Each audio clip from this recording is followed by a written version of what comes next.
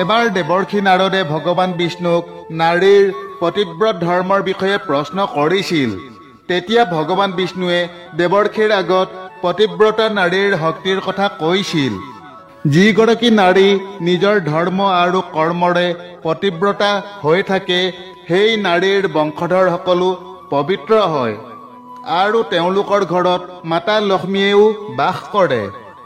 সেই নাৰীৰ পুণ্যফলৰ বাবে স্বামী আৰু পিতৃ উভয় কুলৰ লোকে স্বৰ্গ লাভ কৰে। এগৰাকী পতিব্ৰতা নাৰীয়ে মৃত্যুৰ পাছত মোৰ বিষ্ণুলোকত স্থান লাভ কৰে। ভগৱান বিষ্ণুৱে এগৰাকী পতিব্ৰতা নাৰীৰ মহত্ব বৰ্ণনা কৰি দেৱৰ্ষি নাৰদৰ আগত এটা সুন্দৰ কাহিনী কৈছিল। আহকচোন আজি আমিও ভগৱান বিষ্ণুৰ সেই মহান কাহিনী শুনো।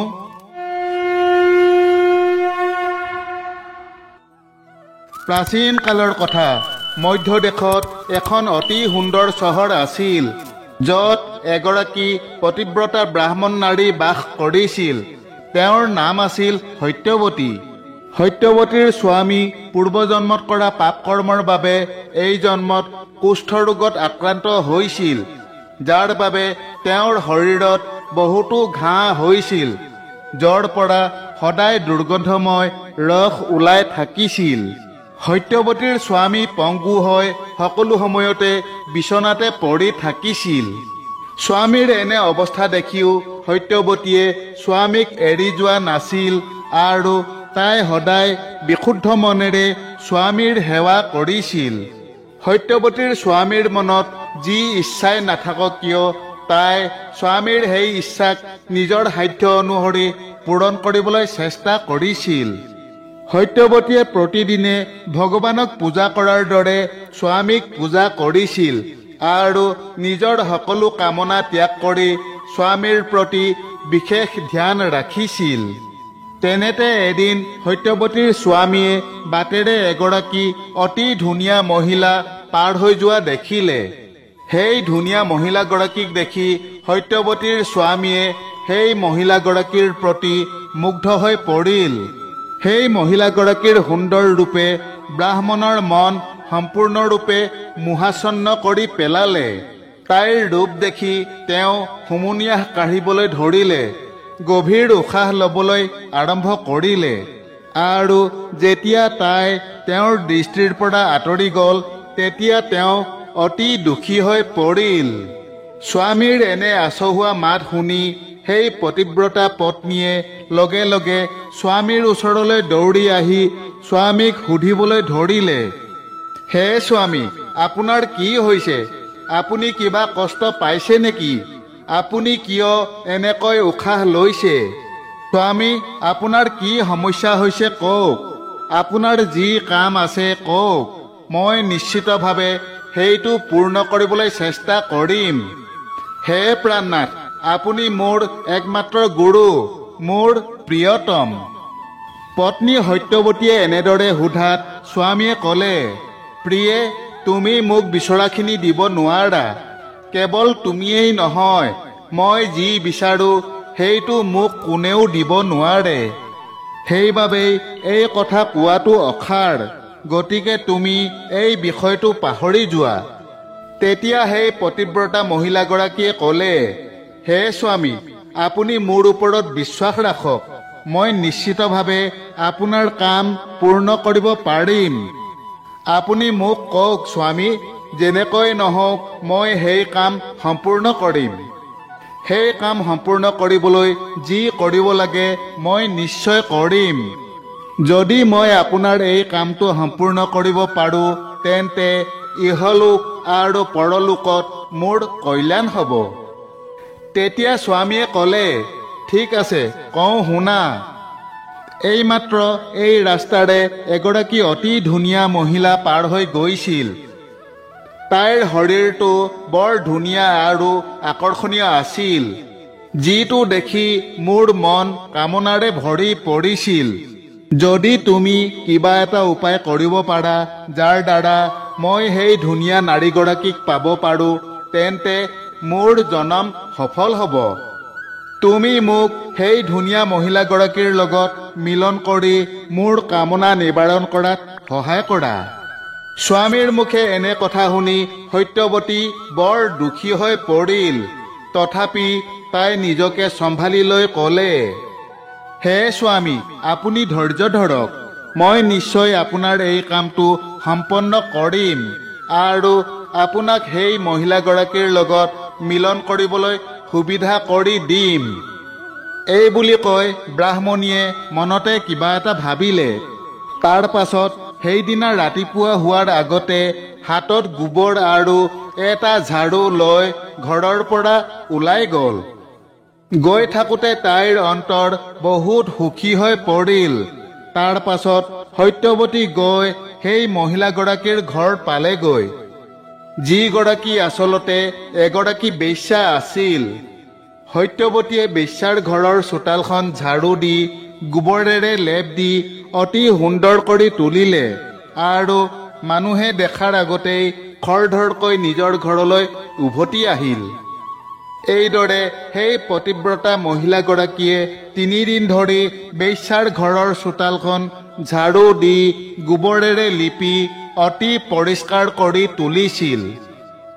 আনহাতে বেশ্যাই তাইৰ পৰিষ্কাৰ চোতালখন দেখি নিজৰ সেৱকক ক'বলৈ ধৰিলে, বাহ, আজি কোনে ইমান ভালকৈ চোতালখন চাফা কৰিলে?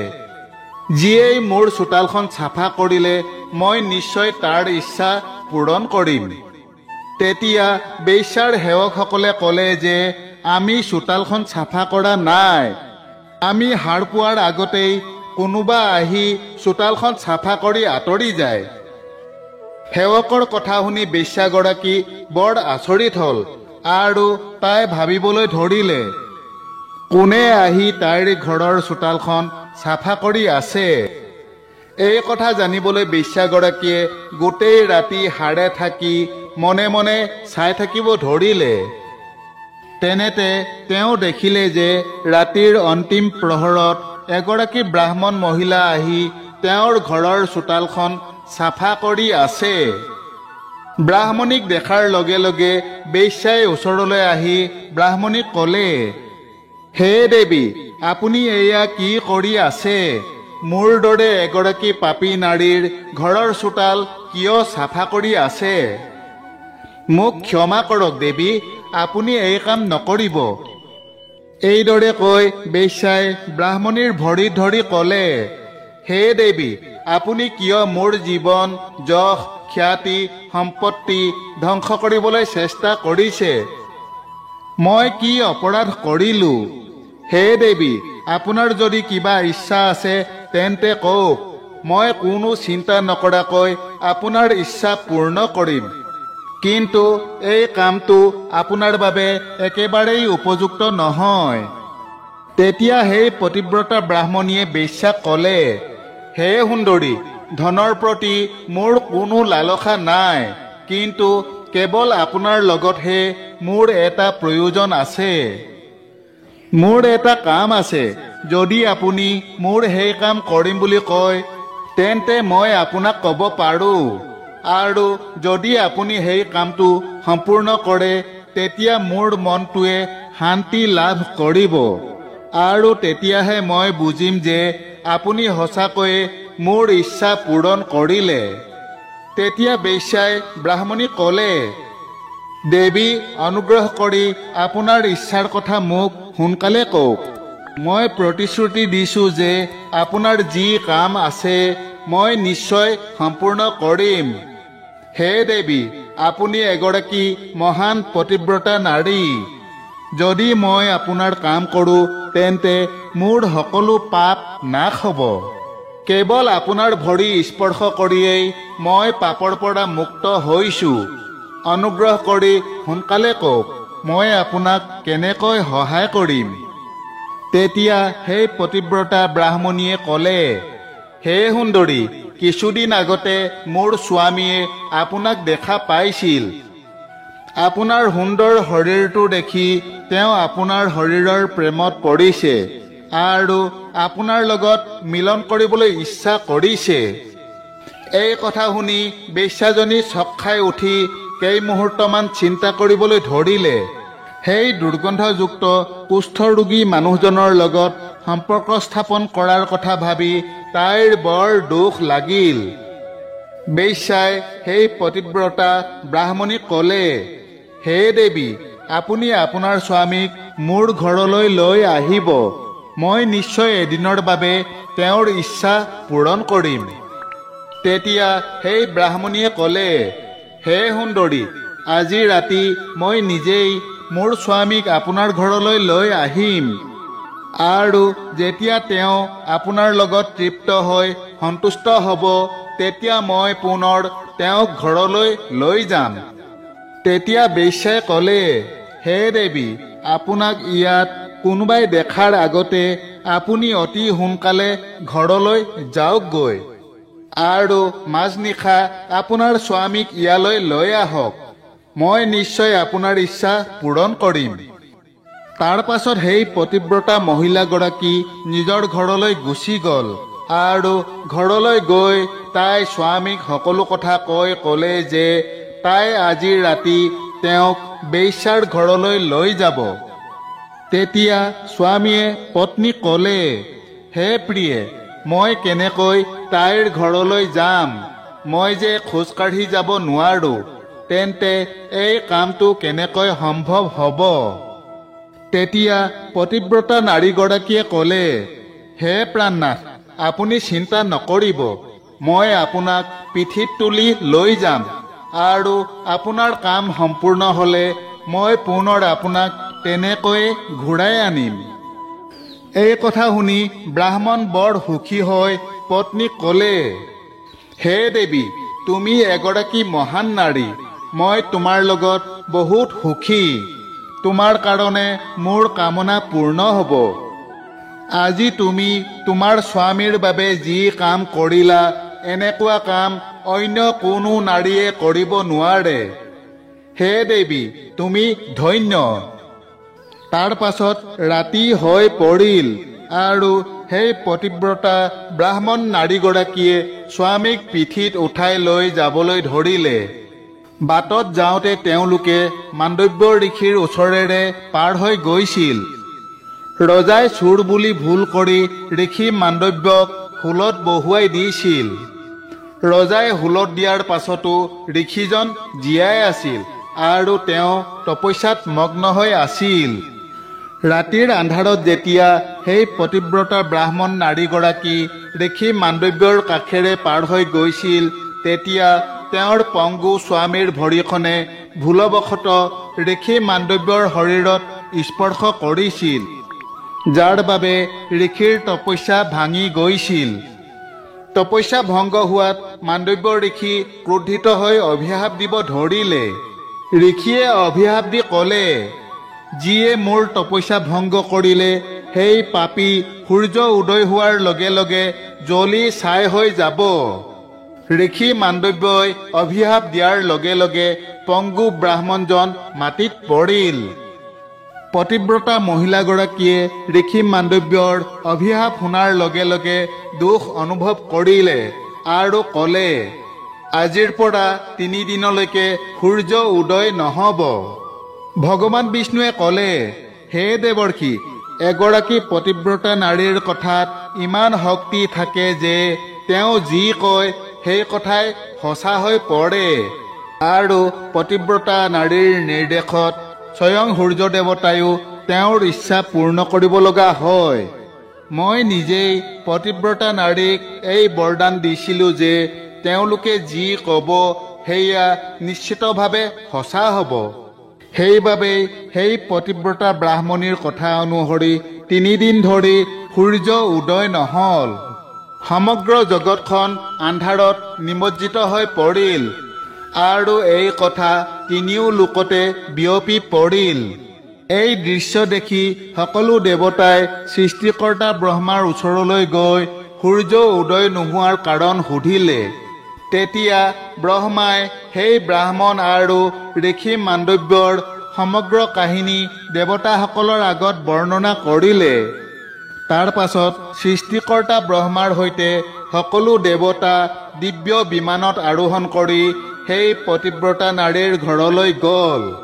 তালৈ গৈ ব্ৰহ্মাই সেই পতিব্ৰতা নাৰীক ক'লে, হে মাতা, তোমাৰ কথাৰ বাবেই সূৰ্য উদয় হ'ব পৰা নাই, যাৰ বাবে সমগ্ৰ সৃষ্টি বিপদত পৰিছে আৰু জীৱৰ জীয়াই থকা কঠিন হৈ পৰিছে। তুমি অনুগ্ৰহ কৰি তোমাৰ কথা ঘূৰাই লোৱা আৰু সূৰ্য উদয় হ'বলৈ দিয়া। তেতিয়া সেই পতিব্ৰতাই ক'লে, হে ভগৱান, মোৰ স্বামীয়েই মোৰ বাবে একমাত্ৰ ভগৱান। তেওঁ মোৰ বাবে সমগ্ৰ সৃষ্টিতকৈ ডাঙৰ আৰু সূৰ্য উদয় হোৱাৰ লগে লগে মোৰ স্বামীৰ মৃত্যু হ'ব, কাৰণ ঋষি মাণ্ডব্যই তেওঁক এই অভিশাপ দিছে। হে প্ৰভু, মই এই কাম কোনো লোভ, ক্ৰোধ বা মোহৰ বাবে কৰা নাই।